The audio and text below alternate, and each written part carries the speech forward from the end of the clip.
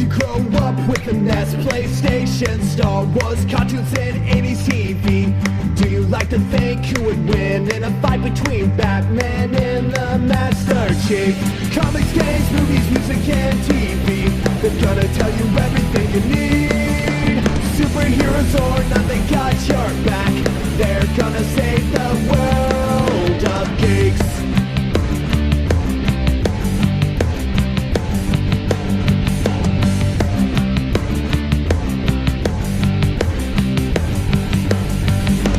Games, movies, music, and TV, they're gonna tell you everything you need.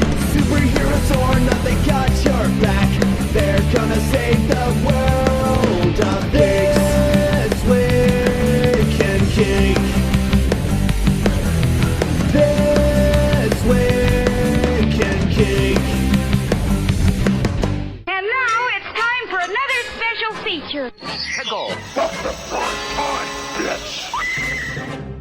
Hey guys, what's going on? You're listening to This Week in Geek, and I'm, of course, your host, Mike the Birdman Dodd, returning, hopefully. This will be a regular thing, as I had to take a little bit of a hiatus from the show following some personal stuff that's been going on with me, but I am back because it is, of course, Alex has been taking care of our E3 roundup this past week. He's been taking a look at the press conferences for each and every day of the major Electronic Arts and Entertainment Expo, which is happening in Los Angeles, which wrapped up today, actually.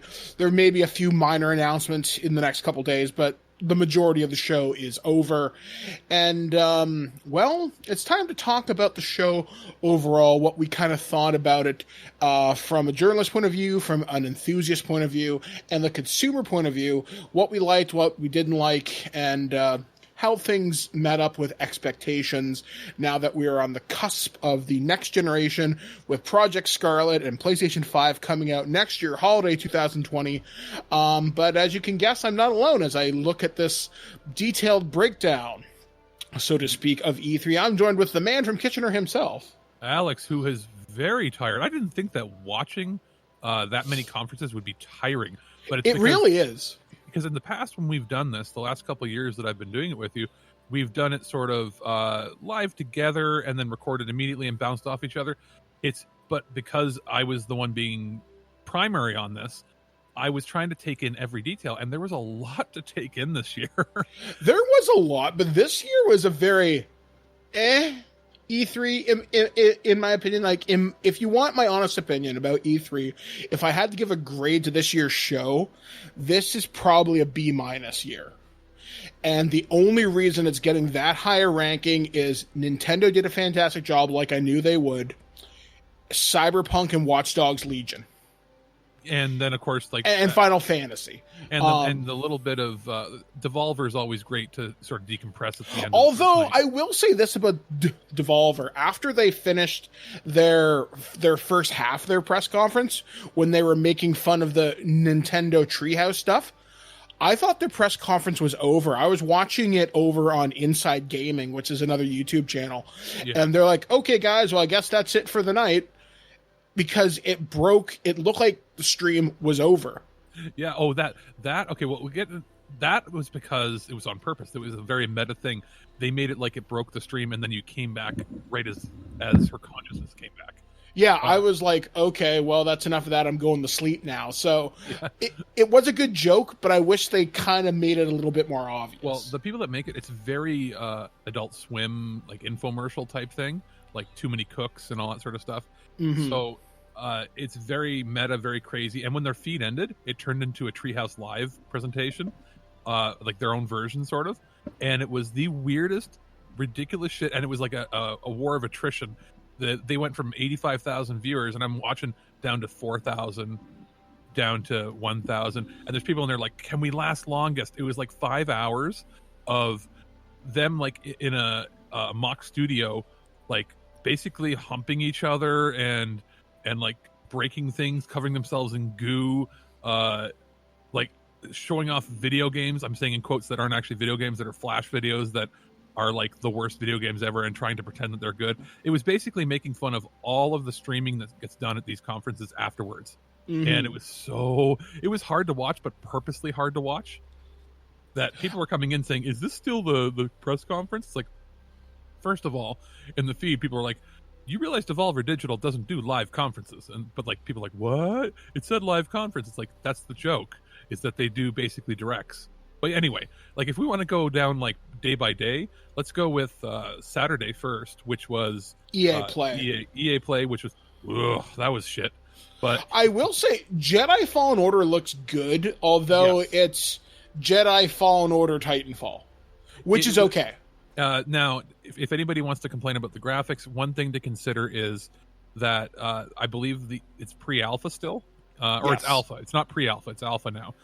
It looks like all the backgrounds, all the particle effects, all of the robots, all of the stormtrooper outfits, everything like that is all finished. Facial and head character models are not done, you can tell, and the Wookiees look pre-alpha still. They haven't got the hair and fur looking right yet, but everything else seems to work fine. I can take a downgrade on visuals because my comment initially was, "Hey, why does this look like PS3, like early PS3?" But then I realized the stage they were done. They finished all of the hardest stuff to do, and now they're going to fill in like the facials and stuff, which is fine.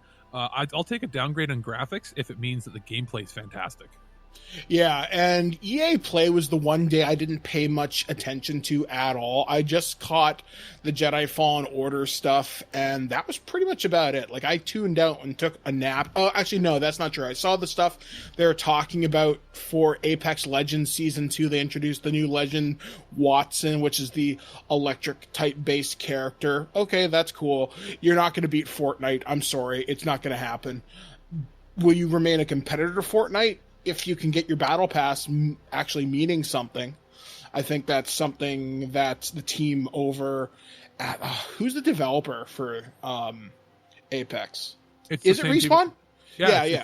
That's what I thought. They've done two things. I think they have a smaller team just doing this. Like the main team has now moved on, obviously, to Star Wars. Yeah. And they're not going to be able to do constant updates like Epic does with Fortnite, where they're literally basically churning people into a machine thresher, and it's constant crunch. North Carolina just eats people alive. If they were smart, and they really wanted to push it, they would invest in having two studios that are separate, not just like, here's 20 people from our team working on it. We're talking two like 50-person studios, and have them alternate. Have one team working on the next season, then the other team working on the season after that. Have it so that they can cycle teams in and out without overworking them. Yeah, I mean, trying to keep up with Fortnite is, in my opinion, a fool's errand because Epic Games has more money than God. Although the fact that Apex Legends was able to make a dent earlier this year, although their revenue has been steadily dropping since February, like, it's no longer one of the most watched things on Twitch. Like, stuff like Just Chatting, Rainbow Six Siege, and other things are more watched now. Although Apex Legends is still very strong, we'll have to see what happens with Season 2. Yeah, and the rest of it was like FIFA, which I was just being like, all right, go die in a fire. I don't need more sports. There's nothing new. That was the only new thing they showed, was the Star Wars game. Now, the rest was, I mean, here's the thing, to each their own, right? Like, there are people that are probably very excited by it. But FIFA I did Madden, right? I did like that it was different in that their show was outside. It was amongst fans. It was a much more relaxed environment. It almost felt like what Sony was trying to do last year, but didn't really accomplish, which was like shake it up a bit. So I was cool with that. But really, it was all the Star Wars show. That's all that really mattered. And then, because that's going to be what people have wanted for years, is a single-player driven Star Wars games, because we've proven that the multiplayer Star Wars games do not work. Yeah. People said they wanted Battlefront. The first Battlefront, which had no single player to really speak of, was complete crap. It looked great. It played fine, but it wasn't a marquee seller like they expected to. Then Star Wars Battlefront 2 came out. They added a campaign mode, but then you had that ludicrous loot box system and pay-to-win mechanics built into it, and it was only after the community backlash that they removed all that, and now the game is finally in a playable state, but no one cares. So they need to recoup the costs. People care, but they're angry still. Well, yeah, because the Star Wars IP when it was in the early Xbox days, you got Jedi Starfighter, you got Star Wars Bounty Hunter, you had Pod Racing, you had all these different IPs and different ideas with Star Wars, and it worked great. People were excited. Sure, they got a little yearly at times, but people still love the Star Wars IP. Well, I think people are more clamoring for like a Rogue Squadron than anything else. I would say we'll have to see how Fallen Order goes, but I would like to see a return, the X-Wing, TIE Fighter, or something like that, because I know Limited Run Games is releasing some of the classic LucasArts games like TIE Fighter and X-Wing as part of a limited edition package, I think, for PS4 and some other consoles. So that's really cool. But I'm not paying your limited run games price. Fuck off. Oh, and the fact that the rush of people that always sell out and then resell, it's bullshit. But yeah, that was pretty much Saturday in a nutshell. Sunday, we got our first semi-busy day. Which is the Microsoft press conference. Yeah, Microsoft, which they had, I believe it was 14 exclusive games that they were going to show. But they showed 60 grand total. 60 grand total. 30, I was either 34 or 37 of them were Game Pass launch titles, which I think is pretty cool because Game Pass has proven to be a remarkably successful idea. I think it's a wonderful idea, especially for the cost you're getting now. If you pay $14 a month, which they did change it, so for $14 a month you get Game Pass, Xbox Live, and Xbox Game Pass for your PC for free. And it's called the Ultimate tier. Which in Canada, it's $16.99. That's so worth it, though. Well, I was paying like $10 a month for gold, and then I was like, it would be $10 a month for gold, or sorry, $11.99. The same price again if you wanted the Game Pass. You were looking at $23 before taxes, and that didn't include PC. And then they're like, you could upgrade your pass, which is what I did because I paid for a 3-month, and like 3 days later I upgraded it. I'm like, oh, I have to upgrade for $1. They refunded my 3-month immediately and then said, okay, you're only paying $16.99 per month now. And I'm like, that's actually a better deal in the long run for me. Yeah, I may, when my Xbox Live comes up for renewal next year, in January, I may just buy the card. Right now. If my brother did it, he ended up with 3 years of Xbox Live Ultimate, Ultra, whatever it is, for $1. If you have a yearly pass already on there, there's a glitch that if you upgrade, it keeps it for the entire length of how long you've got your gold for. Oh. It worked for him. It worked for several hundred people. It's on red flag deals. I don't know if they've patched it yet, but anybody that has it... I would imagine so. So for those lucky people in Canada, specifically, that got it, some people ended up with several $100s worth of the pass for $1.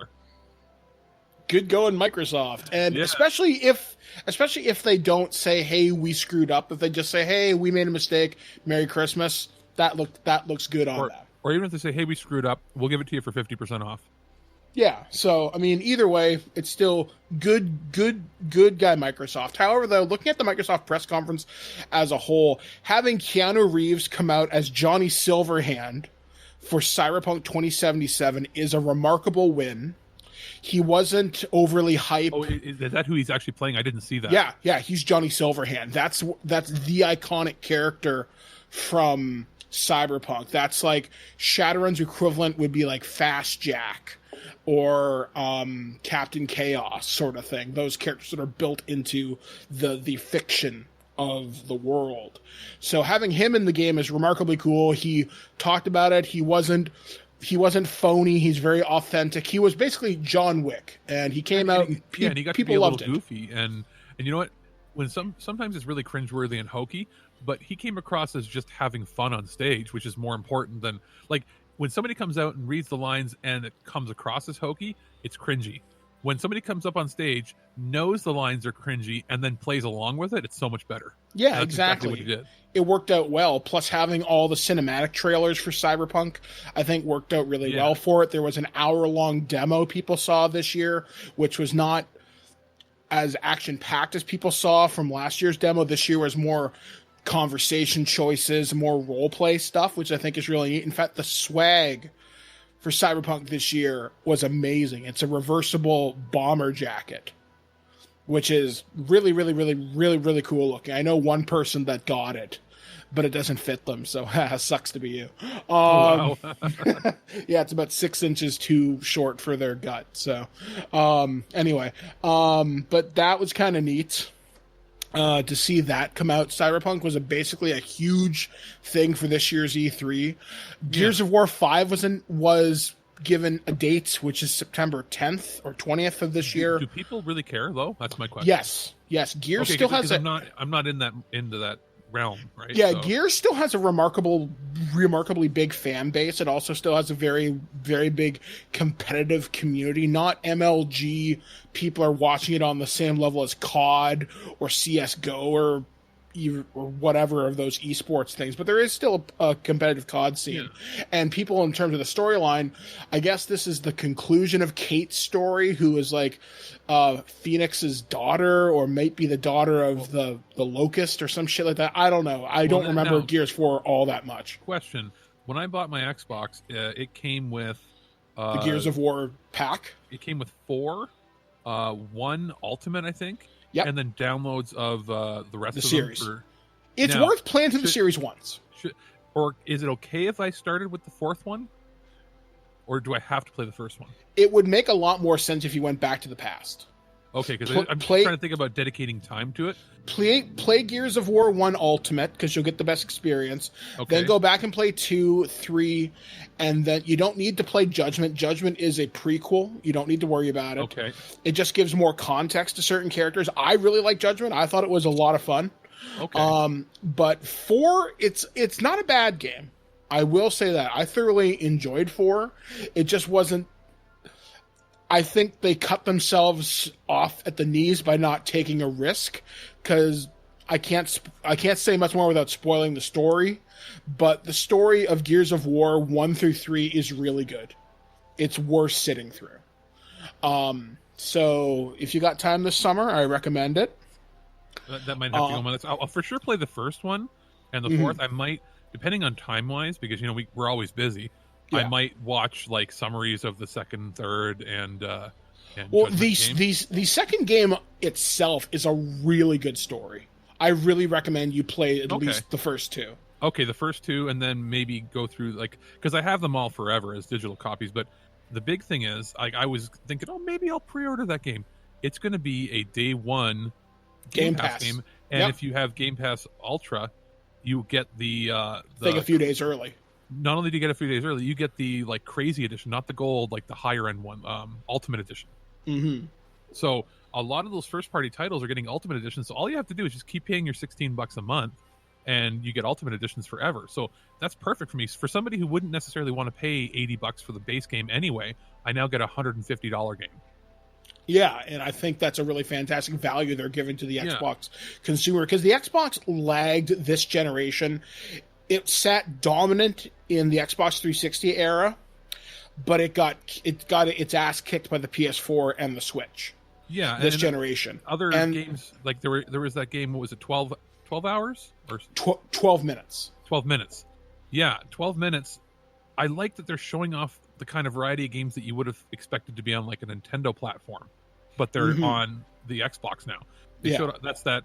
Basically, Deja Vu, Daybreak. That it's like that X-Files episode where everything keeps repeating, and he's reliving his life backwards, sort of thing. Mm-hmm. You remember that episode where it's the dude's in prison, he doesn't know how he got there, he's on death row, and he's slowly rewinding time. Vaguely, yeah. Yeah, I like the idea that it's constrained to one apartment building or one apartment itself. So that's a super easy, fun game that's coming directly to the Game Pass as well that I wouldn't necessarily buy. They've also got that new Obsidian game now that they own Obsidian, The Outer Worlds, which is basically New Vegas in space. Yeah, and that one's kind of got my attention, and that launches this year too. And that's going to be, again, Game Pass game. Yeah, so that's something where if I find extra money this year, I may sign up for Game Pass Ultimate and just bite the bullet and do it, because ultimately I may not want to buy these games, but if it means I can rip through the campaign in 20 or 30 hours, then that's all I really need, because I'm paying for the experience. I don't need to own it to experience it, and I like that. And a lot of times they offer discounts too. Like if you're a Game Pass member, and they might have tiered things. Like let's say you're a gold member and the game is 20% off with gold. Well, it's an additional 20% off if you're a pass member. So that way, if you do like a game but you don't want to continue being a subscriber, you can pay for the game, get a discount on it, and then cancel your subscription. So there's that. There were other titles they showed. They showed pretty rapid fire, a bunch of different ones. There was Ori 2, I think, was shown. Yeah, Ori and the Will of the Wisp, which looks fantastic. Not my style of game. Exactly. But the art style looks amazing. They showed a fair amount. I'm just trying to think. Like, this is basically about what stood out in our minds, right? Like Minecraft Dungeons, don't care, but it's still exactly. The fact that the Minecraft IP is still this strong after this many years. Party on. Yeah. True. I'm trying to think of what else really stood out to me from Microsoft. Yeah, Battletoads, which was surprising. Although I'm not sure whether the art style sells it to me. Was Blair Witch shown at that? Yes, there? Blair Witch was shown there, which everyone thought it was Alan Wake 2, which would be wonderful to see, but we won't. Bleeding Edge. Bleeding Edge. That it's by the company that they bought. Was it Ninja Theory? Yes. It's basically, from what I can tell, like Sunset Overdrive, but melee samurai combat. Actually, no, Bleeding Edge, I'd say more wants to tap into, it looks like it's this multiplayer online melee style. So I would probably put it closer to Overwatch, but I don't know because there was no gameplay shown, just a trailer. Yeah. Don't know whether it'll be my jam. I like the art designs, but I think it's the art design, like the color scheme looks very Sunset. Yeah, it's very much that vivid, almost kind of it's almost like everyone this year wants to capture the Borderlands / Rage 2 vibe.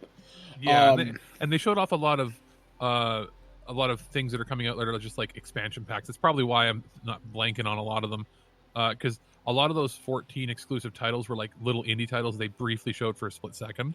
Yeah, did you like that they had Xavier Woods, AJ Styles, and Tyler Breeze playing Gears? What a weird combination of people to actually do that, which I do have a story to tell you off air about Tyler Breeze. Okay. Just don't let me forget it. Okay, for sure. I think that's probably it for that. Oh, and Halo Infinite was announced as a console exclusive launch title. Yeah, which I think is really smart. Oh, we're basically getting Flight Simulator for the first time in like 12 years, which looks really, really good. Because they're using it. They didn't say it there. They showed it saying it's using their Azure AI, but what they didn't say is it's the first publicly available game that all of the background stuff, like basically all the weather, everything, it's using real live map data that's then fed through the AI system to auto-generate it.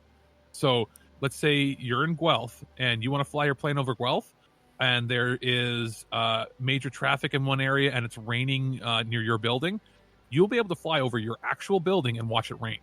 That's pretty cool. I think that's amazing. It's to show off what they can do with the xCloud stuff. So they announced, they announced xCloud. They showed the announcement for their Scarlet system is basically everything that Sony already announced for theirs, except they're using GDDR6 RAM instead of the actually faster holographic RAM that Sony announced. So it's going to be very similar in my mind to what happened with this generation of systems, where Sony's is just a little bit better. And it sounds like Sony's going to make it to the market earlier too, because the rumors are that they're targeting a first or second quarter release, which would be March to May sort of thing. And I don't think you'll see Sony's, the way I think it'll turn out.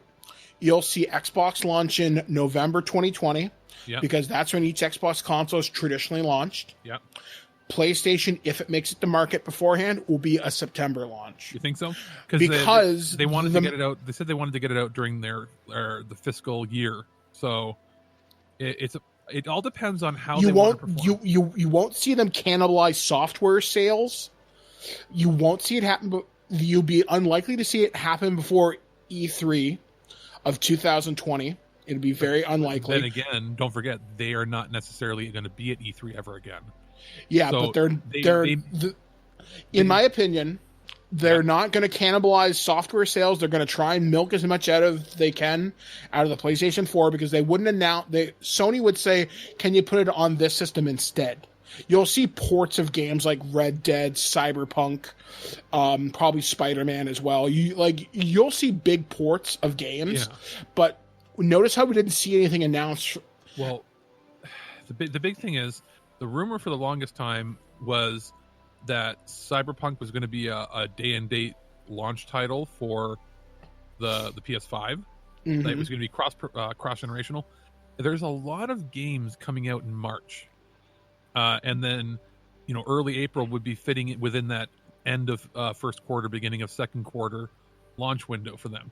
There'd be a lot of games out, like Final Fantasies coming out in March. Like, there's a lot of things that could easily make the jump if they're already preparing for it. So it'll all depend on what they announce. They weren't at the show. It was kind of disappointing that they didn't even run any counter programming or anything to it. But going back to Microsoft here, Microsoft was smart to they basically went huge. This is probably the biggest show they ever did as far as production value.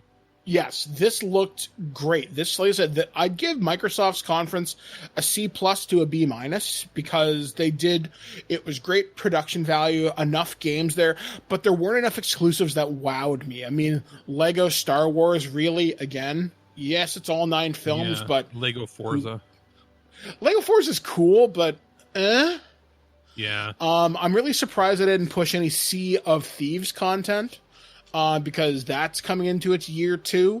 But that's the thing, though. Microsoft's big exclusives this year, Gears 5. Is that enough to move a few more Xbox Ones, maybe? Yeah, that's like their big one. That's it. Yeah, because there's no Forza this year. They announced the end of the backwards compatibility program. Which is disappointing. But they did announce you get 2 human for free.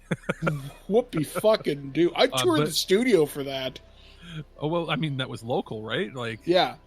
But as far as anything good from that list, couple weird games, but the big ones. Ashura's Call's really good. Yeah. Or Ashura's Wrath, that's it. All of the Splinter Cell games for the Xbox, which is something that would probably appeal to you. Yes, absolutely. All the originals. And they're all going to play, if you have an Xbox One X, in 4K. Yeah, so I'm going to go back and probably buy those Xbox games because I've played Double Agent, I've played Blacklist, I've played and they're Conviction. listed. They're listed at like $10 a piece because they're the original Xbox. It's you might even get a special deal on them too. So there's been some talk on like Reddit and that they might be bundling some of those together at the end. So it's like, here, this last wave of 8 titles, get them all and buy them all, and you only have to pay for 6 of them, sort of thing. So see, that'd be good.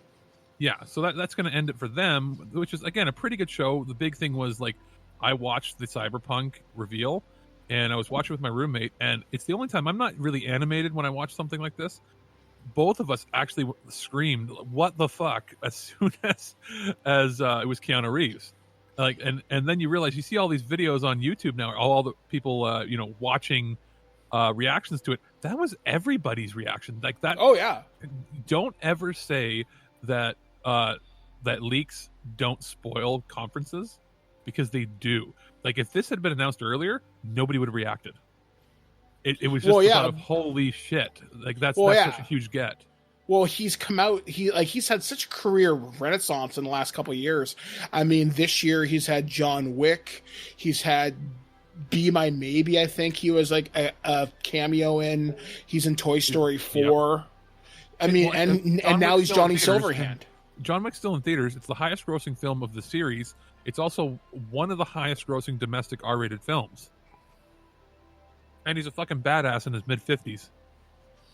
And he's known to be a genuinely nice guy, too. Like, he's one of the few Hollywood actors where if you asked him for a ride home, he'd probably give it to you. He's done it before. He's shared cabs with people and gone way out of his way because he's just like, why not? He takes the bus, too. Yeah. Yeah. So, go get him. Good guy Keanu. And he generally puts out good karma to the world, right? So, that was cool. And then, I took a bit of a break. And then after that, we got the one I was dreading the most, and what I like to call the perpetual plant system, where they just plant people in the audience to scream at everything they do. Oh, they breathe heavy? Scream about it. Oh, there's this. I think, and the more I was looking into it, the people in those videos that they were showing in between their cuts of trailers, where they're like praising the company.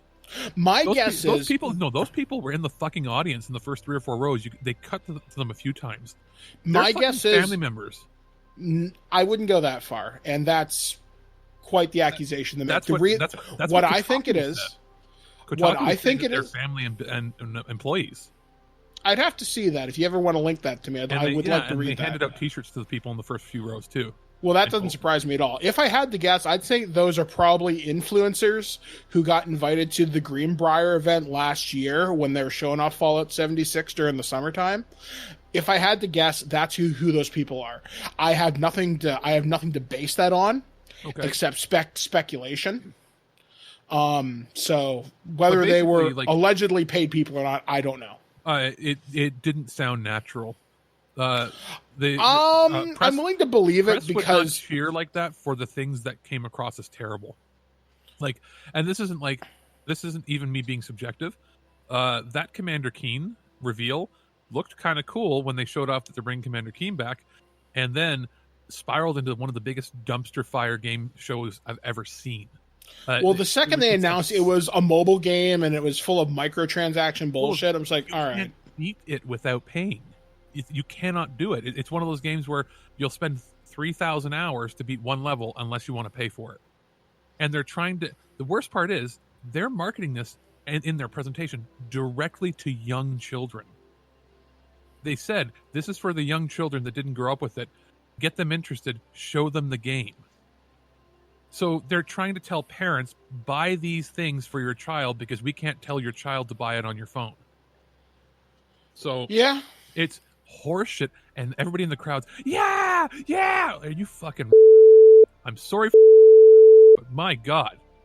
That is ridiculous. That is beyond anything. That is the worst presentation I've ever seen from any press conference. I'd say their Fallout 76 stuff was fairly right on the nose. I mean, Todd Howard comes out and says, well, I'm surprised there's still some of you here considering our track record over the last year. But he did talk about the Wastelanders expansion, which comes out later on this year, although they're already putting Fallout Battle Royale, which is Nuclear Winter, which is going on right now. With human NPCs, a questline and conversation, choice and consequence, which should have been in the game from the fucking beginning, which is what a lot of people are saying. A lot of people were cheering for it. They say maybe the game will be in a playable state now. The game is playable now. It's still got a lot of problems. But it's just, I feel like it's too little too late.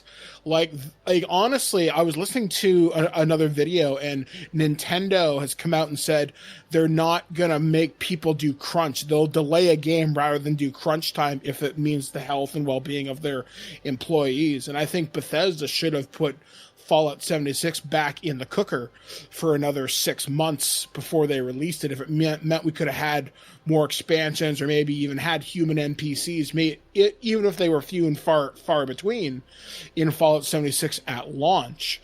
Because now the Bethesda game is starting to look like a Fallout game, and it only took a year. And people like me who got suckered into paying $250 for the collector's edition. Yeah. And right now People are still waiting for their bags. The bags are getting shipped this week, and I promise you right now. Long? Are you kidding me? I promise you now, those bags will be a hot item on the secondary market because people who got their collector's editions and resold them. Yeah. These bags will be rare, which means you'll see these pop up on eBay and in the secondary market. I can only imagine what it's going to look like. Not to mention, I didn't like the way they tried to spin this. They tried to say that the first year was all about you discovering the world, and the second year is all about you interacting with the people. Fuck off. That's your backpedaling way of trying to say that we did so terrible. Also, that's a bold-faced lie. They made it sound like it was always their intention, when if you remember their press conferences from before, and all their press on it was all about how this is a very different game and it's not going to have this. Well, one of the things that was said recently in the news, I think it was IGN did an interview with Todd Howard.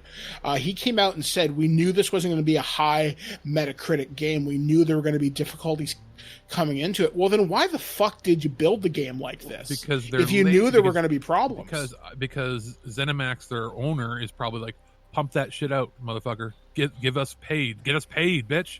Like, if you listen to that, all the games that were terrible, all the monetized ones, like the stupid ass card game that looks pretty, the Blades and all that, they're all the studios are the ZeniMax studios. The one, and what was ZeniMax? They were a magazine publisher that happened to buy Bethesda years and years and years ago. So they're trying to pump it out because they're like, our magazine isn't making shit, and we need money, so get us paid, bitch. And they're stuck with, well, here's our corporate overlords saying we have to pump out games. Remember, I got my Xbox One X for $420 when it was supposed to be $599 because it was the one that was bundled with the physical copy of Fallout 76, to the point where I went, got it, traded the game in immediately, got an extra $10. They gave me an extra thumb grips and all this stuff that I wasn't even supposed to get with any other system, only if you bought that system, because they could not get rid of them. They sold it at like a 30% discount when the store was actually losing money on it. Not only that, the system's good. My system is the only edition of the Xbox One X that comes in white. Everything else is black. Well, there is a Fortnite one that comes in purple now. But... Yeah, Fortnite purple one, but I'm willing to bet that like it's me and all the warehouses that have this edition of the console. Although here's something then I kind of want to know about Fallout 76, because the game was heavily discounted. The game was released on November 14th of last year. It was discounted on Black Friday. It was then further discounted towards Christmas. Most retailers have it for $35 now. I want to know, is that price going to come back up as the Wastelanders expansion comes out in September or October of this year? At EB Games, it's $10. See, I don't know. And not only that, it's $10 used. The new copies were clearancing out. You can't even buy them on the website anymore. I do not see how Fallout 76 can maintain a user base because nobody buys things from the Atomic Shop. No. That which is supposed to be cosmetic only, which it is not now. You can buy repair kits to fix your stuff if you don't want to go looking for adhesives or screws or stuff like that. It's done. It's pay to win. But then here's the thing, though. Crowd cheering. Who in that crowd actually likes playing that? Like, here's the thing. I will go back and try Fallout 76 again when Wastelanders comes out because I want to see the quest line and I want to see how it's going to go. But ultimately, this is too little too late. Well, here's the thing. If the argument of those people in the crowd being influencers, what influencer wants to play a game that nobody watches? I watch a lot of Fallout YouTubers, so you would be surprised. But I'm saying, if they're trying to make money off of doing this as a business, that's not a game you want to be cheering. You want to be cheering something like Fortnite or an Apex that has a chance.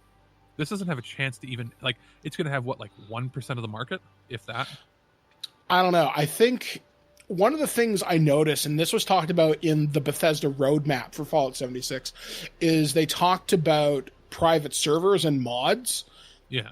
Funny how that wasn't mentioned in this conference. And that doesn't surprise me because the game has lost so much traction. There is a community there playing this. They're very active on Reddit. They're very active on YouTube. Like, I watch YouTubers like Demon Asylum and Juicehead and Gopher, and they play these games.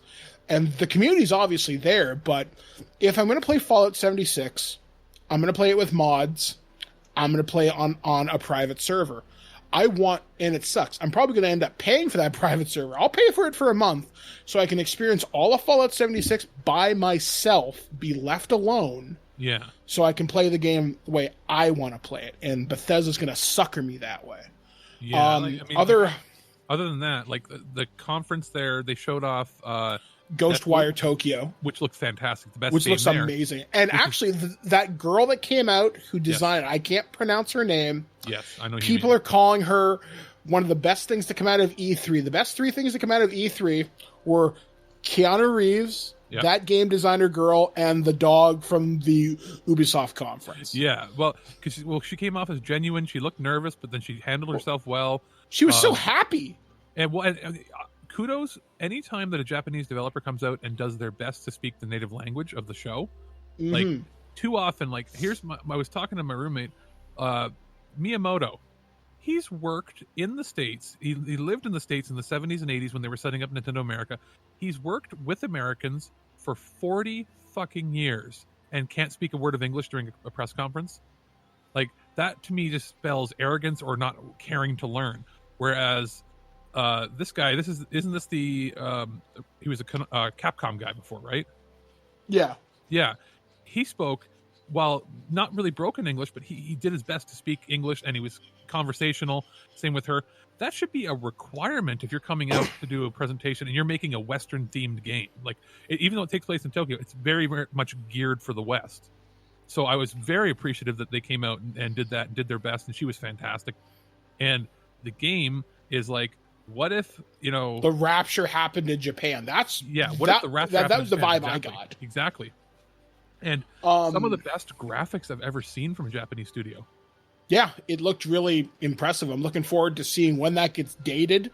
We'll probably find out more next year, or maybe at Gamescom. We'll have to wait and see. And then Deathloop was the other one. Deathloop looked really cool. Again, concept video, no gameplay. Once that gets dated, it's neat. It's going wild on Twitter because it's like one of the first games to have several protagonists that are minorities. And it's like, what? I didn't think about that because I was like, wait a minute. There's been more. It's like, but there hasn't been that many of a high caliber. Yeah, so many that are from like a AAA publisher. Yeah, exactly. So we got to keep our eye on and see what that's going to be like. The rest of the show, bleh. Like Doom Eternal, really? Doom Eternal, we've seen everything about it already. Yeah, but the fact that it got dated, there's new modes, that looks fucking fantastic. That's cool, but that to me, that's not a buy it from them, but that's a buy it on Stadia sort of game. I'll probably buy it, although they did show off the collector's edition. I'm once bitten, twice shy, because I still have my Fallout 76 collector's edition with the helmet, and you do get the Doomslayer helmet. Okay, that's cool, but the Fallout helmet looks cooler. You're not getting me twice. So I mean that was their show, and then we had the Devolver Digital, which was ridiculous. Just briefly for them, it was the arcade machine. Enter machine. the Gungeon. It's 5,000 US, but as crazy as you might think that sounds, arcade machines were generally $9,000 to $10,000 when they were built, and this is built not as a home unit. This is built the way arcade units were built, like for the last 35 years. So yeah, like this is an actual arcade cab with guns and everything. The kind of thing that like I wouldn't be surprised if like all the Dave and Buster's decide to buy them. Probably. And like if you have a local arcade that wants to get a marquee item, this is one of the things they could get. You can buy it for yourself if you truly want to, but I think it's pretty cool. Like they're really in touch with what their market is, and their market is people from the ages of 25 to 40, and who like weird stuff, who grew up with the arcades and missed them, who like the weird stuff. The Rick and Morty audience. That's basically what Devolver is. The one game they showed off that I think looks really cool, kind of gave off this hole in the wall / wipeout vibe, was a game called Fall Guy, where it's versus 100 people in an obstacle course. That looks fun. And then Carrion is beautiful, the reverse horror game where it's like a reverse Cronenberg, where you're the you're the monster. You're the monster, or like the Thing. It's like you're the Thing sort of thing. Yeah, that looked pretty neat. Then I think that was pretty much it. They had a couple titles they showed off, but the genius of their knockoff, their bootleg, game. Bootleg that game was funny. Hotline Milwaukee, that alone makes me want to play because it's like Hotline Miami, Hotline Milwaukee, and all I can think of is please have that 70s show references in there or something. I want Hotline like Portland or something like that. Hotline Oregon. You Hotline Sudbury. It's like, oh boy, that would be fun. But yeah, that was their show, and that was it. And then, like, that's basically at this point the first day. That's half. That's the first half of the conferences are done. Yeah. And then moving into the second day, we had E3's one of the always entertaining. You can always count on that, and that was Ubisoft. Ubisoft led first was PC, and. Yeah, like there was a VR thing, which was kind of cool. There was a couple games there that I spoke about, but they're not really worth talking about here. Nothing in the PC thing really stood out to me, but it wasn't bad. No, for the first time, I didn't fall asleep watching it. And the guy wasn't as stoned this year as he was previous years. He was like, last year was like, hey, guys. Yeah, he was very out of his element. It was very strange. Yeah, it was a lot better. The ones that they showed off were Vampire the Masquerade. Which looked very cool. They showed that. There was I can't remember the name of it, but there was a title that was like an Age of Empires game, but you could play as either a raptor that had a mech suit on. I know the game you're talking about. Something Planetfall. Planet Side, I think it was what it was called. Or Planet Side's the Sony game, but it's something Planetfall. Yeah, maybe. But yeah, there was that. They showed off a bunch of indie titles. I do like the variety of indie titles out there. Then they showed Chivalry 2. Chivalry 2, Zombie War 4, all these Zombie Army 4 or something. Zombie Army 4. I think the big thing to come out of it though was probably the vampire game. They focused a fair bit on that. But yeah, that's it for that. And then we have the Ubi show, which was good. Yeah, Ubi was very entertaining. They led with Watch Dogs Legion, which got leaked a couple days beforehand, which kind of sucks. But I like how I didn't even know about it. I didn't read any news beforehand or anything, so I was sitting there and I was just like, "Why am I already at half mast?" Oh, because this is an amazing looking game. It looks amazing. You can play as anybody. It's a dystopian London, which is basically after Brexit. It's like a police state. You can play as assassin grandmothers. You can play as cops, soccer players. There will be streams of people trying to beat the entire game only using her for everything. That's my plan. I'm going to create the Golden Girls and soccer players. So it's going to be FIFA and soccer girls. Did they mention if we can play, if it's only single player, if we can come in co-op to help?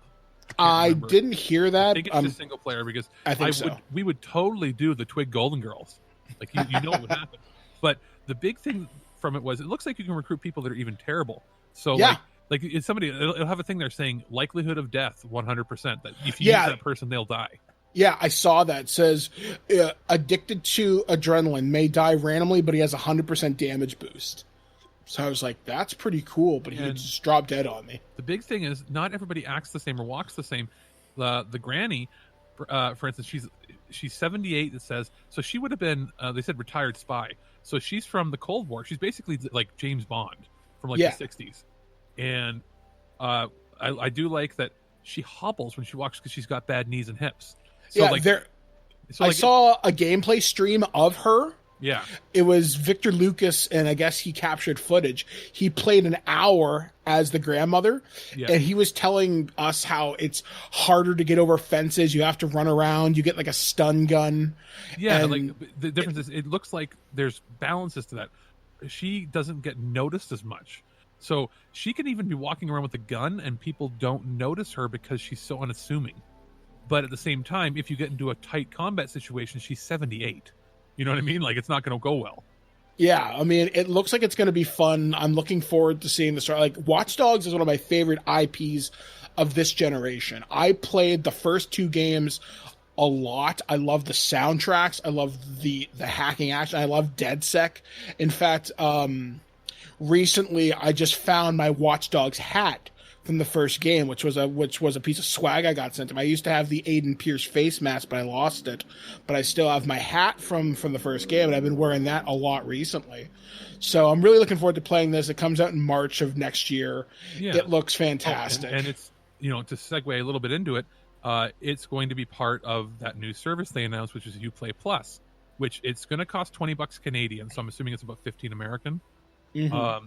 And it's the equivalent of Xbox Game Pass Ultimate or Ultra. So you'll get the Ultimate Edition of the game too, and it will stack with Google Stadia. They announced that. It's a big get for them, having one of the biggest publishers in the world. No word yet on how it'll tier, but if the past is anything to go by, when you get these multiple tiered systems, for instance, if you have Amazon Prime for video, they now launched a service in Canada and the States where you can get other things that say, Shudder is like $4 a month, $5 a month. Mm-hmm. You can get it for 50% off if you're already a Prime subscriber. You can get like the Movie Network, which is regularly $20 a month. You can get it for like $11.99. So they might do a system where instead of paying $20 a month, it'll be like 14 or something. So either way, if you have Stadia and the Uplay, you'll be able to get the game in like full, 4K. I want to play this on PC in like max settings. I want to see what you can do as the granny in 4K. So they announced that, which means that it's basically going to be a day one play for me.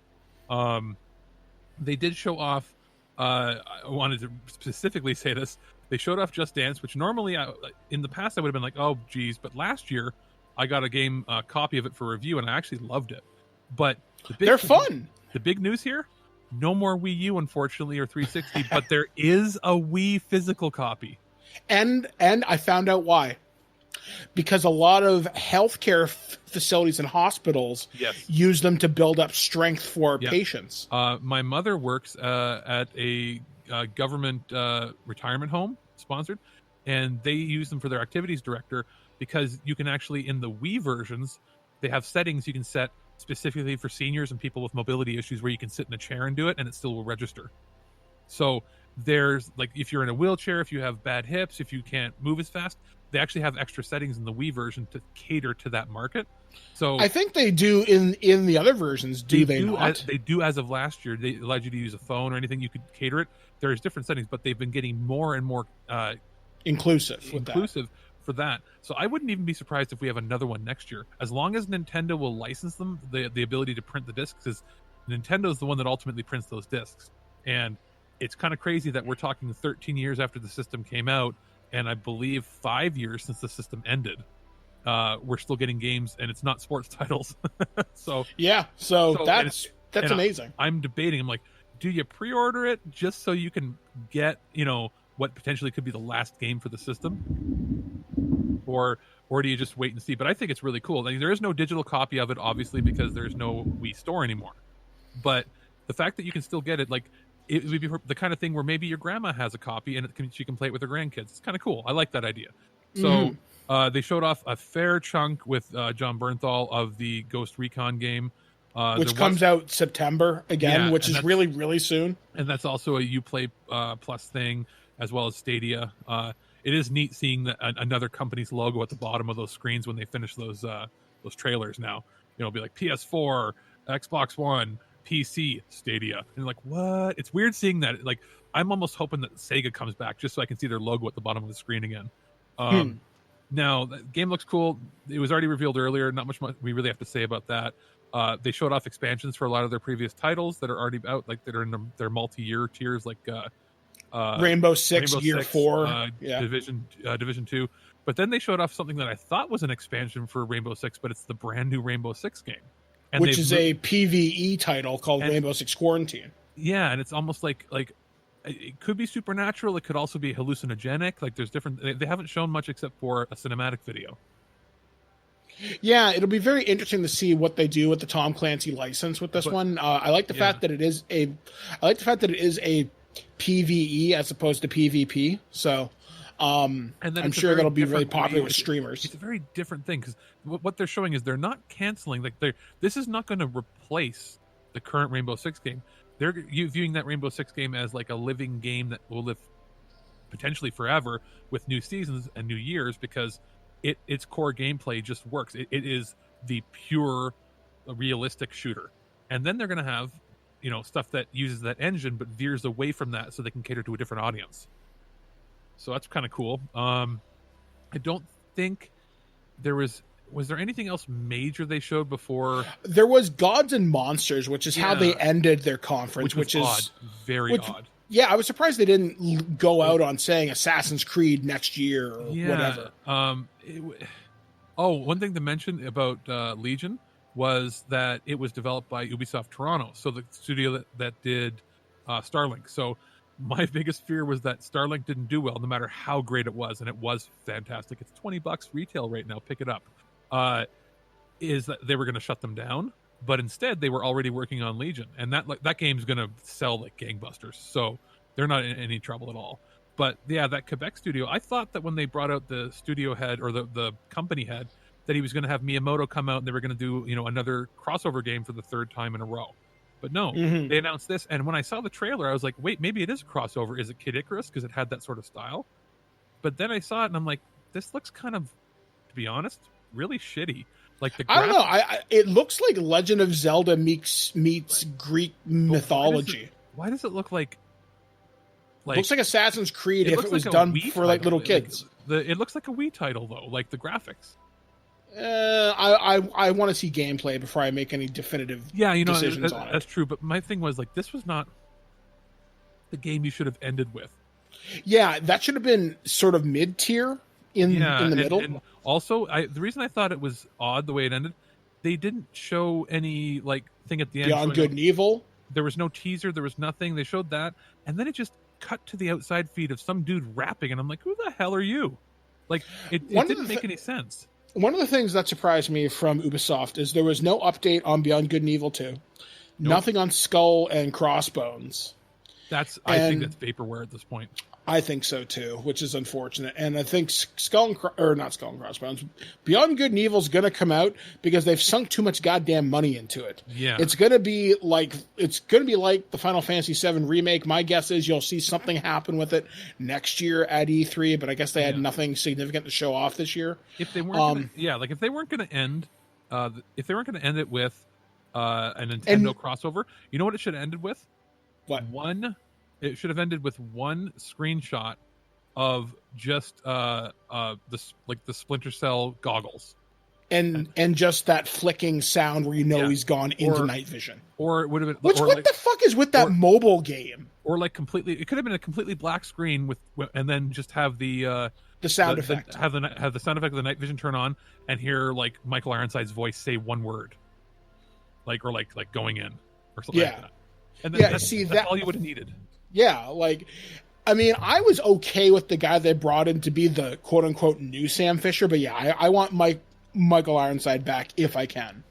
But yeah, it was such a weird way to end that, and I think there was more stuff for Trials Fusion, or whatever it is. There's like another season coming out, but it wasn't really promoted, so yay, I guess. It just was an odd, it was uneven. It had a really good show overall, and they showed a ton of gameplay compared to other companies, but it was one of the best press conferences I saw all week.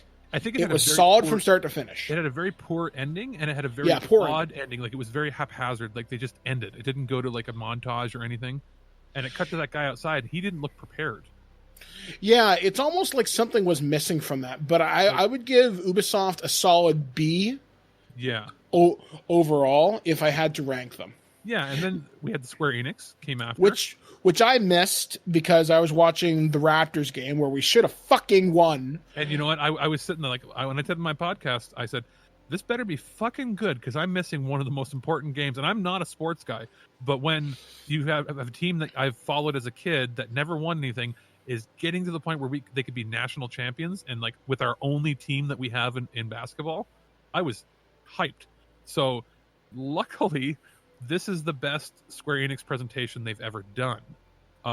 In the past, last year, I don't even think they had one. The year before that, they did have one last year because that's where they showed off the Quiet Man. But wasn't it like it was very weird and very short. It was like a direct and they've done it in the past where it's been in like a small, like a ballroom, like a conference room. It was very small in front of like 30 press people, and then it streamed. This was like as big as Ubisoft, if not bigger. And the crowd was actually lit, but not.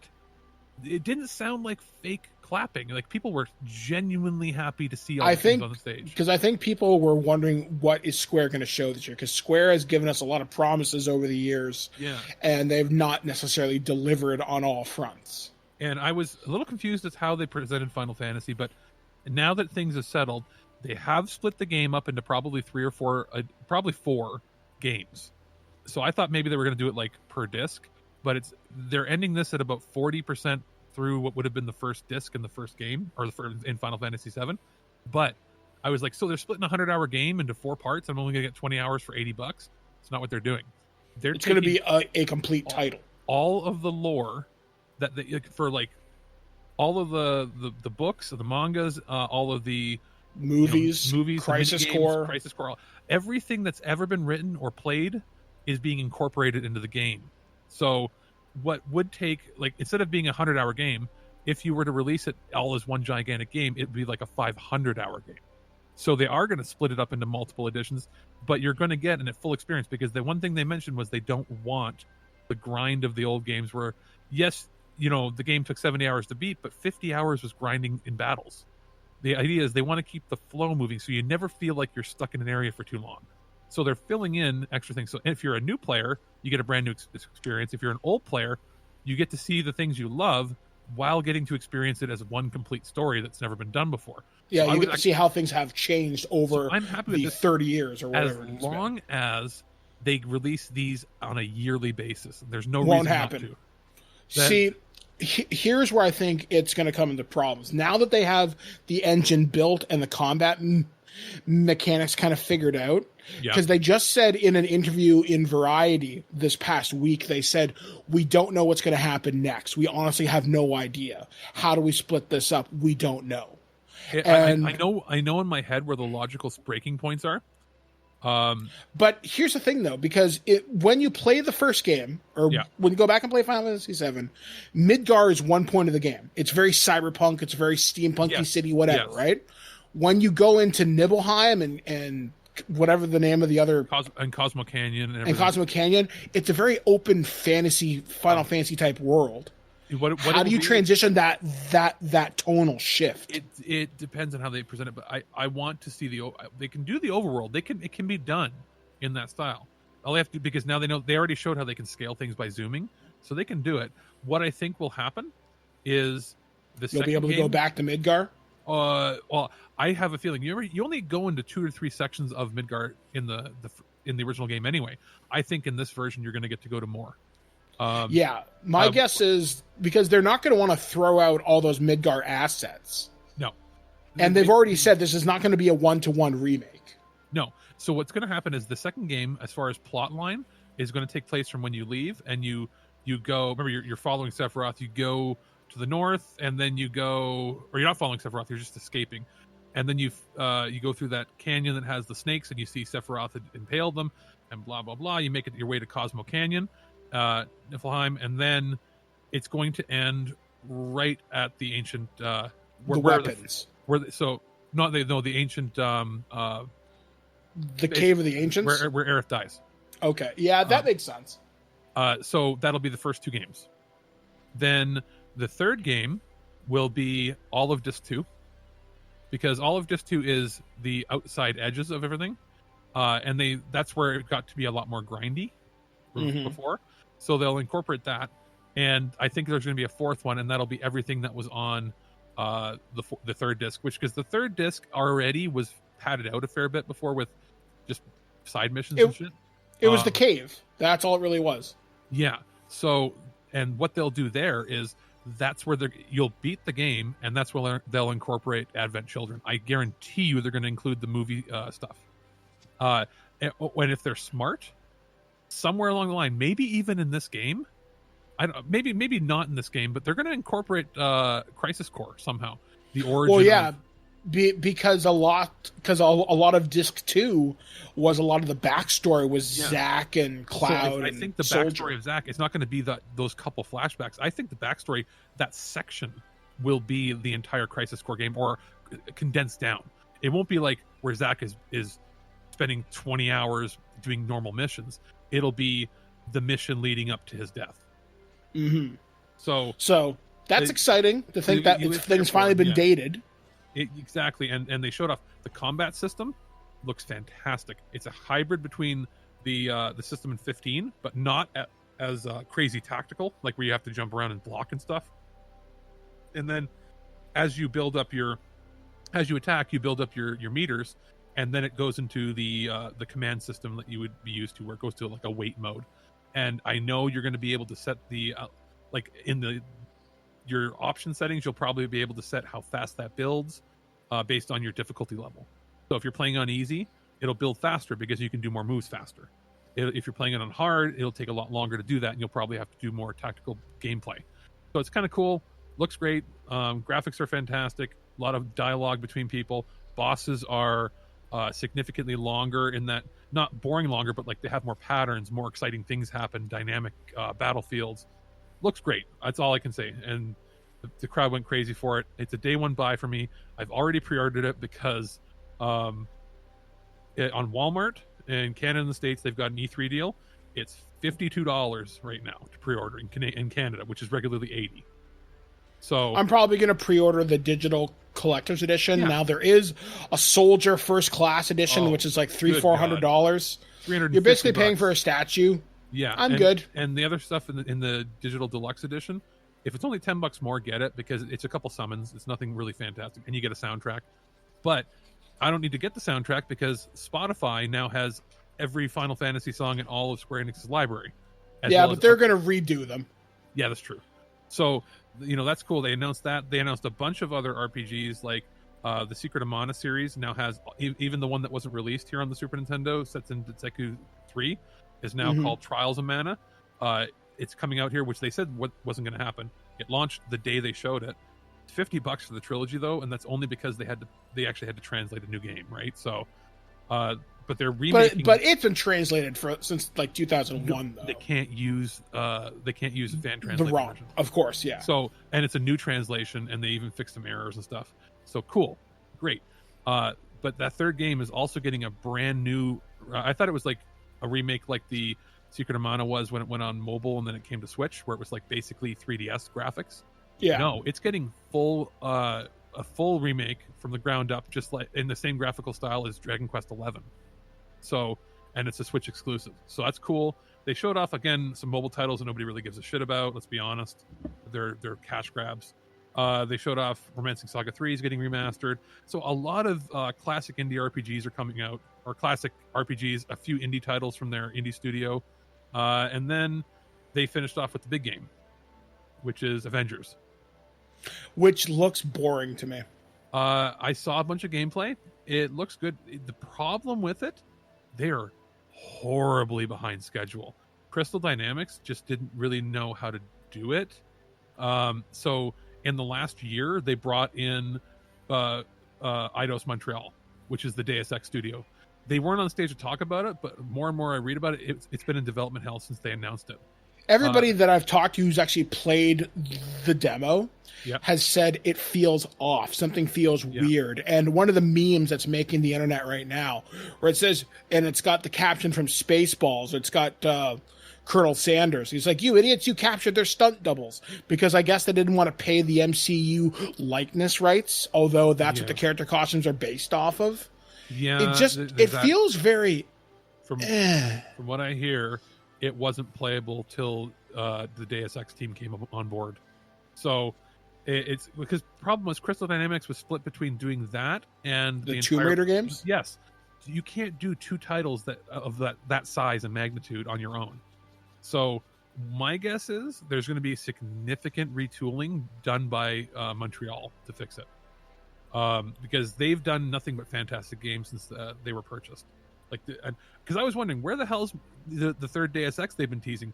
Well, they were working on it, and guess who had to stop working on it because Avengers needed help, right? So that being said, I did like that they came out and said DLC is completely free, all characters, expansions, everything. They're going to absorb the cost on that because they kind of have to. It's a goodwill gesture, and it's an exclusive title. So, and I think they also made the point that it's a timed exclusive title. And they also made the point to say there is no pay-to-win mechanics or loot boxes. Yeah, very smart. I love how that has to be a thing now, which is fuck this industry for that. Good marketing, I mean, just to say it. So they ended very strong. It's probably one of the best presentations that they've ever done. It was one of the best at the show. It's one of the best. It's from what I've seen. Again, I haven't seen the whole press conference. I've seen it condensed. Yeah. It's probably one of their best ever, which is saying a lot. And also, I kind of wish it showed off more gameplay this year, but the fact that you had Final Fantasy VII and you dated it, that's what gives you a massive pass this year. Final Fantasy VII took up about 15 minutes of gameplay, so they showed a fair amount. Yeah.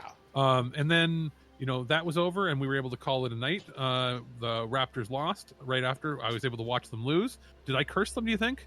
Oh, fucking 1 point and one possession. They fucked around. What happened was they got greedy, and it's like they kept trying to go for 3 points. It's like 3-pointers. Yep. You know just get a 2-pointer and call it a day. Or you know what they could have done? They had 2 minutes left.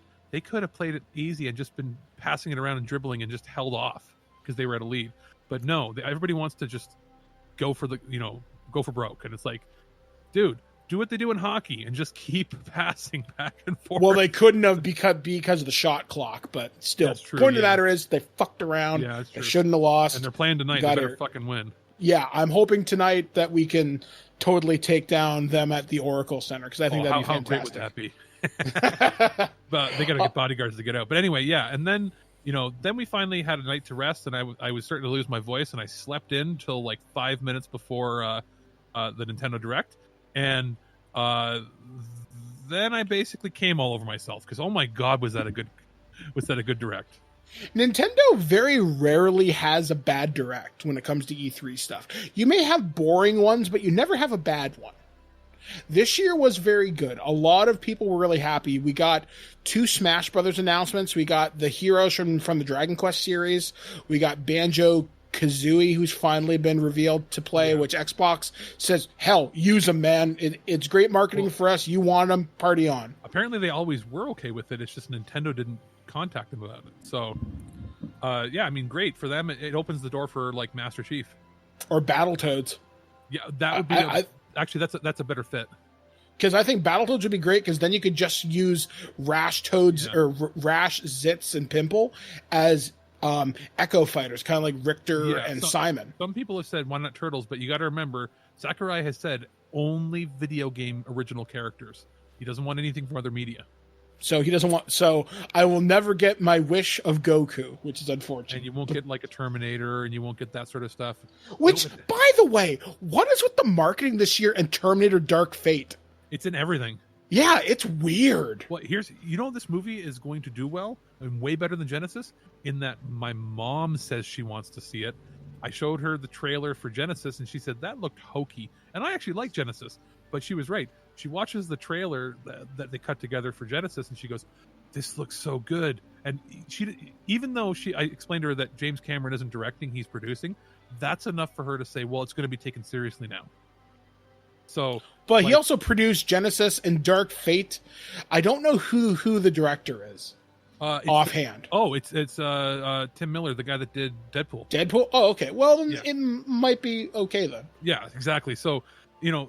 But they were in there's an expansion pack or skin pack or something for Ghost Gears Recon and Gears. And there were hints of it at the end of the Devolver Digital trailer.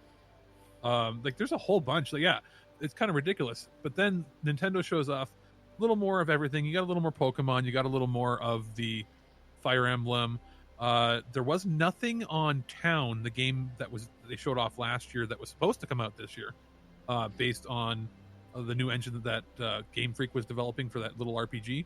Mm-hmm. So maybe we'll see something later on in the year because it was apparently fairly far along in development before. They start revealing stuff, a lot of Square Enix stuff. Final Fantasy VIII remastered, which is kind of funny because the Final Fantasy VIII, from what I've read, I understand the original source files are lost. They are. So they must have rebuilt this right from the ground up. They lost that. They thought they lost the PC version, which was already buggy as shit anyway back in the late 90s, but they found the source for the PC version and built it on that. So they had some code to work with. They didn't have to reverse engineer anything. So yay, I guess. They showed off Crystal Chronicles, the Dragon Quest 11 special edition based on the one that came out last year. The PS4, yeah. Looks fantastic. Added a whole bunch more stuff, orchestral score.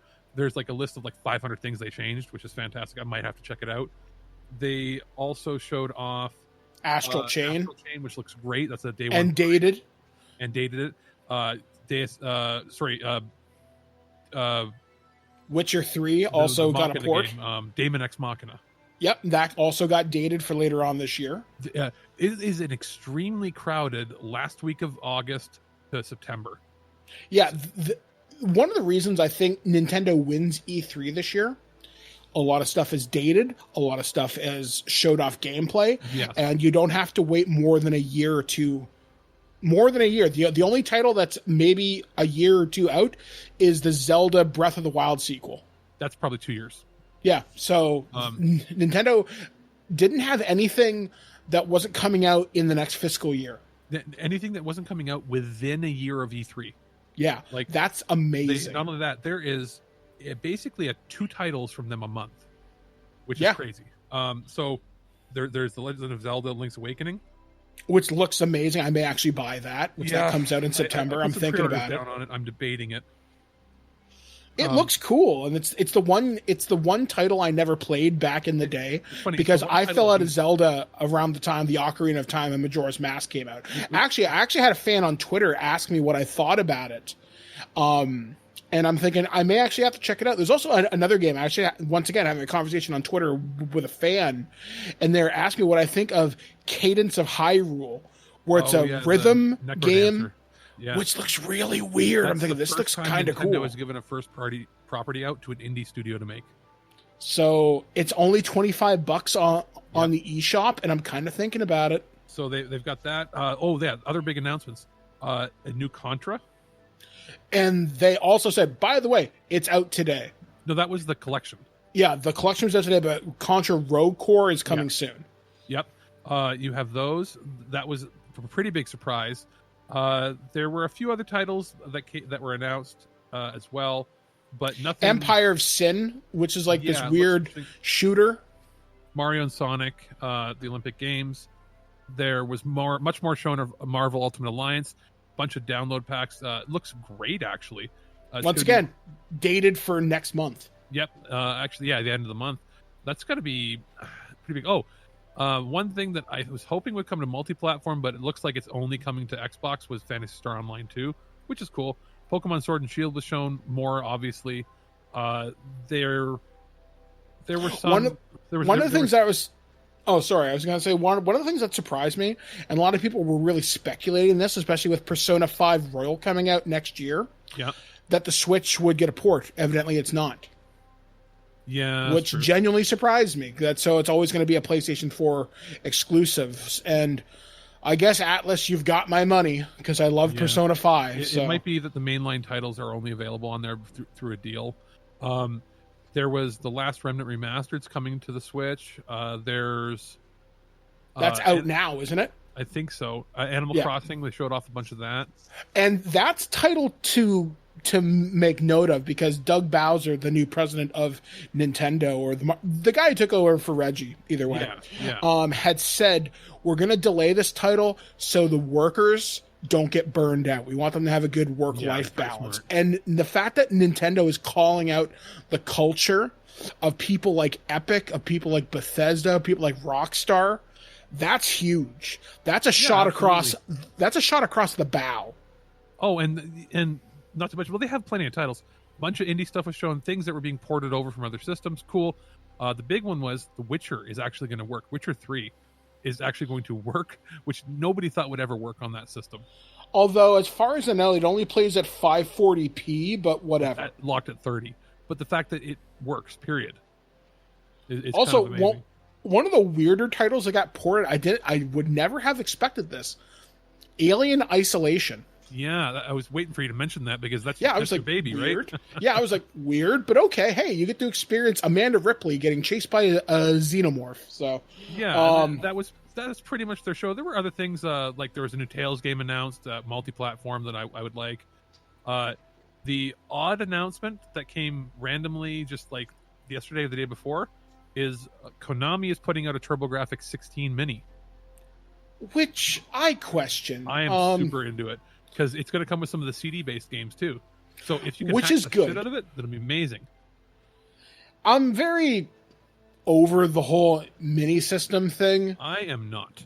The reason is, most of those Pi emulators and things you do yourself have trouble with TurboGrafx 16 and the CD. It's not quite 100% emulated properly, or the audio isn't right. So what I want to see is, are they going to make it a 100% perfect emulator? Because what's more important here is, if they do, people can hack the system and then find out what makes that emulator work, and then you've got an emulator that finally works on everything. Now, one of the things I will say I do like about the TurboGrafx 16 Mini is you're getting 3 different releases of it. You get TurboGrafx over here, you get PC Engine in Japan, and whatever the Europe one was. The Europe one is the same as ours, but no, it's a different casing. There are 3 different cases. That casing is the second design that was used in Japan. I looked it up, but that one has the same games as the US release. Okay. The Japanese one has a few different games. They haven't announced Bonk here, but they've announced it over there, which means we're going to get it. They're just waiting to announce the big ones. My concern is, are they only going to announce 16 games because it's TurboGrafx 16? Or they announced 6 titles. Are they going to announce like a total of 30 or something? You know, are they going to announce 6 titles every month or something? It better be something fucking fantastic, because the Sega Genesis Classic looks amazing. Oh, and all its games are out now. It's down to 79 for pre-orders instead of 99. Totally worth it. Ridiculously worth it. I pre-ordered that, and I'm whittling away on it every few weeks. I'm putting like $10 down because that game, that system, done by M2. M2 is fantastic. They're doing all the Sega Ages ports to the Switch that I've been reviewing, and they're flawless. So, and the only other thing that was kind of odd that came out of the Nintendo one was from Netflix Games, the Dark Crystal Age of Resistance Final Fantasy Tactics sort of clone. Yeah, I suspect if the series does well, this game will sell well. Yeah.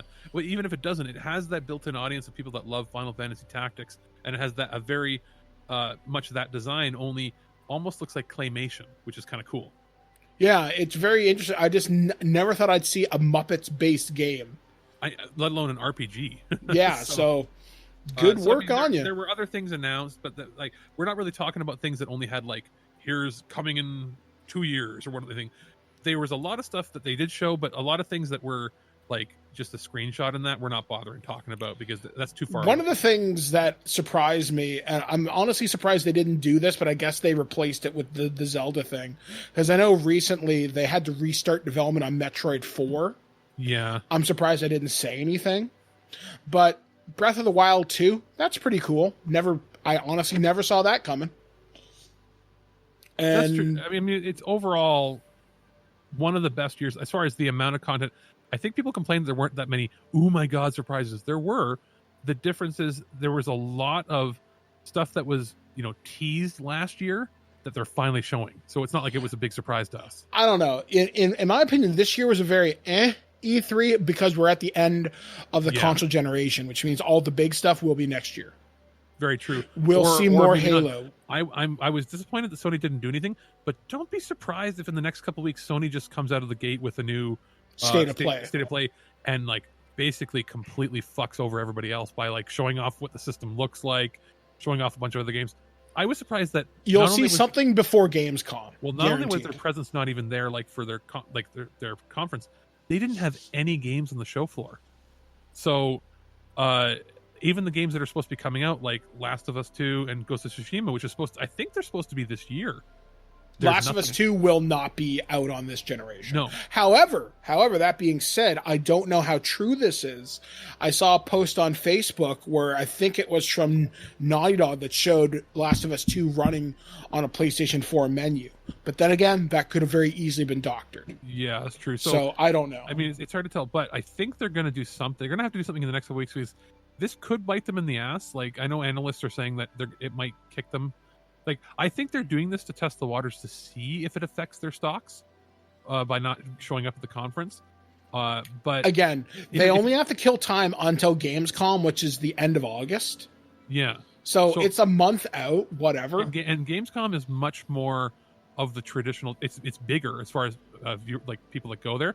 Yeah. But it still behaves much more like a traditional trade show where you're actually meeting with the buyers for big companies that are going to sell your games. Mm-hmm. So that still exists at E3, but it's been diminishing in the last 12 years or so. Well, yeah, because the people that run E3, they've openly said they have problems running it. They actually tried to sell it to the same people that run Wizard World and I think Penny Arcade Expo.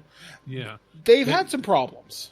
Gamescom is the Tokyo. It's more Game industry. Show, Tokyo Game Show is industry, but Gamescom is people don't think of it. It's much bigger than E3. E3 is just our ecosphere and then the North American stuff. But Gamescom is getting bigger and bigger. E3 has 60,000 people that show up. There's 250,000 people that go to Gamescom, and more business is conducted there. More handshakes, more signed deals. It's much more like it was in the 90s here. So it's more like the closest thing to that in North America is probably CES. CES is the closest thing we have to a traditional technology trade show left. So it'll be interesting to see what happens if they show something there. But if they really want to get a head start, they're going to want to release their system a few months before Microsoft to get a head start on the Christmas season. At the very latest, they're going to want it out for September. If they're smart, if you want to get families buying it, bring it out right at the end of the school year. Bring it out in June or something like that. And then you've got a couple month lead before, like, basically you could even do something, bring it out in July, say it's coming out in July, well, or even beginning of August. That gives 2 months or so from when E3 is. They could announce it if they wanted to go back to E3, and then people would pre-order it like crazy, and they wouldn't run out of stock by Christmas. The problem I see is Microsoft running out of stock at Christmas. If they're going to really sit around Black Friday or something, it'd be foolish, because that is what happened with the original PS4 and Xbox One launches. They started running out of systems too close to Christmas. That's why when the Pro came out and the Slim, they launched it back in the summer, so that they wouldn't run out. Like I said, that's why I'm predicting a September launch if PlayStation's going to try and get ahead of it. But with Microsoft, I can see them sticking to tradition. Oh, wait a minute. 95 is when the PS1 came out. Do you think they might want to line it up with the original PS1's release for the 25th anniversary? When was it launched? Let me just double check right here while you talk. Okay. Actually, so breaking news. I just got an email from Bethesda. I now have the tracking number for the coveted canvas bag. Oh my goodness. Holy shit. It was September 9th, 1995. Again, September makes sense to me. That would be a perfect day, actually, because they could just say it's been 25 years since we launched. They've already been doing this sort of, the anniversary editions of systems and stuff. So I wouldn't be surprised if they did that. I'm psychic. I'm just like Michael Pachter. I'm occasionally right, but I'm predicting September next year. I mean, it's the most brilliant thing that Sega just did when, they missed the launch window of, 9/9/19, right? It would have lined up with the whole 9/9/99. But they are lining it up next year, or for this system, where it's why am I drawing a blank on it? Mini? Yeah, the Mini is launching, and it's got a similar release day that rhymes with it and sort of evokes that feel. Mm-hmm. So, yeah, pretty much those are our thoughts on E3. The only minor thing I wanted to bring up is Arcade 1-Up, I think that is. Yep. They announced 2 more mini cabinets. Yep. One which is Marvel-based, which has Marvel Superheroes, X-Men Children of the Atom, and the Punisher side-scroller. And then there's another one for TMNT 1989. And Turtles in Time, which features an extra wide 4-player cabinet. And then there's a Star Wars one, which is Star Wars Atari, Star Wars Empire Strikes Back, and Return of the Jedi for under $500. Well, and then At Games, notorious for making really shitty consoles, with the exception of the first couple flashbacks, the Ataris, where you could actually install your own cartridge reader. Those work really well.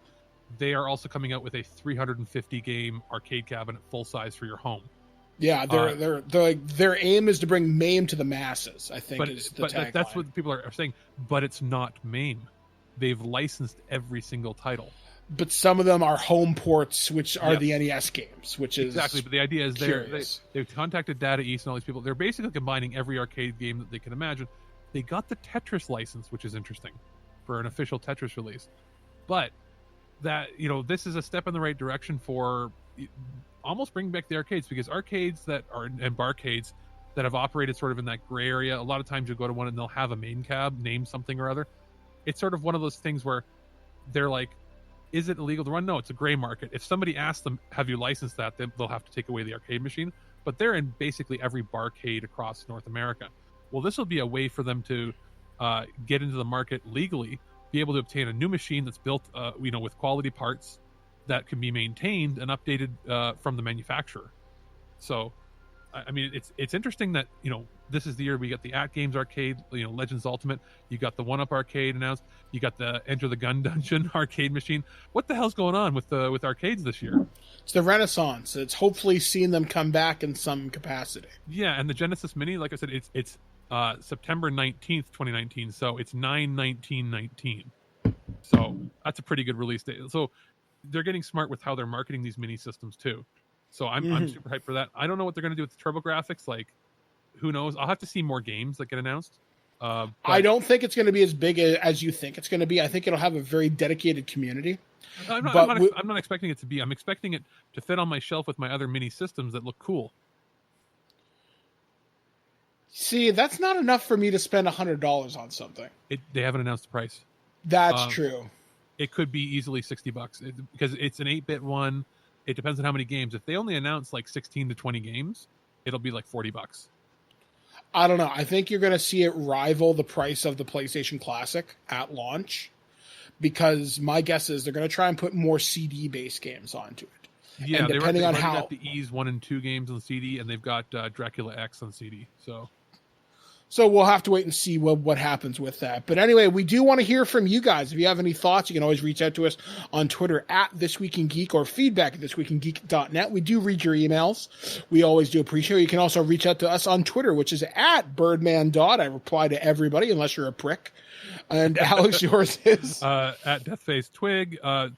If you're listening to this, the feed is going through some changes. We're upgrading our background system. Basically, you might be seeing some new shows popping up in your feed, which is good for everybody. So this will be, I believe, the first show released under our new platform. So if you have any feedback for us, again, feedback at ThisWeekInGeek.net. But they shouldn't have to resub or anything. Nope, you're not going to have to resub or anything. We're launching basically a classic feed as well, in addition to this, that is going to have some of our classic shows way back through some of the original releases from 12 years ago. So you'll be able to sort of get the history of, how Twig has evolved, some of our classic commentaries and things, because, pulling the curtain back a little bit, because we have like 1,300 episodes, there is a point where a feed no longer can pull things from really far back. And there are some classic episodes, some hilarious things, some amazing roundtable discussions, some commentaries and interviews that would be lost in the feed, to the ether, if not for releasing a classic feed that is going to be curated and having the best. So, if you did an interview with, what's one of your favorite interviews? Probably, I really liked talking to some of the adult stars I've talked to over the years. Yeah, you know what? And those, it's the kind of thing where I'm going to go through our archive. I'll pick out those ones, and we'll be releasing them probably, depending on the speed, at least 2 to 3 of them a week will be thrown up onto that new feed, which I'll link into our description here, as well as it's basically, you'll be able to look it up. If you look up This Week in Geek, it'll be under your favorite podcatcher as This Week in Geek Classic. So, all right, make sure you keep locked to that. So, we will be returning. I'll be hopefully returning to Twig regular this week, beginning on Monday. So look up for that show sometime on Monday afternoon to evening. Don't know when Mr. Christopher's coming back. He's still taking a little bit of a hiatus from the show, but we'll make sure to touch base with him. So until next time, we have been Alex. I've been Mike the Birdman Dodd saying, live free or die hard. And as always, be cool, be kind, be careful. We'll catch you guys again next time right here on ThisWeekInGeek.net. Okay, son, now you're starting to scare the viewers. Just act normal. I'd ask you to do the same, but I'm afraid that ship has sailed. Why are there so many ostriches? But you have a game that is dipped in ropey, thick window cocking. So guys, we'll be right back right here on This Week in Geek, only on ThisWeekInGeek.net and many other sites where I syndicate this crap, because I'm a media slut. I like turtles. Loose like your mom. That's right. No fisting, you say. Anything else you object to? Me likey tater tots. You've been listening to This Week in Geek. Check out our website at ThisWeekInGeek.net for more geek content, and subscribe to our podcast through iTunes or any podcatcher. If you'd like to comment on this episode, head to this episode post on ThisWeekInGeek.net and comment through Facebook Connect. Or you can call our voicemail line at 817-717-7202. Follow and message us on Twitter at ThisWeekInGeek. And check out our Instagram at twig_official_podcast. And if you're the good old-fashioned email type, send us an email at feedback@thisweekingeek.net. We'll see you next time. And remember, lower your shields and surrender your listenership. Genji 2 is an action game which is based on Japanese history. The stages of the game will also be based on famous battles which actually took place in ancient Japan. So here's this giant enemy crab. Octodad Dadliest Catch will stagger awkwardly onto PlayStation 4. Now, although historically accurate, this game does not contain giant enemy crabs.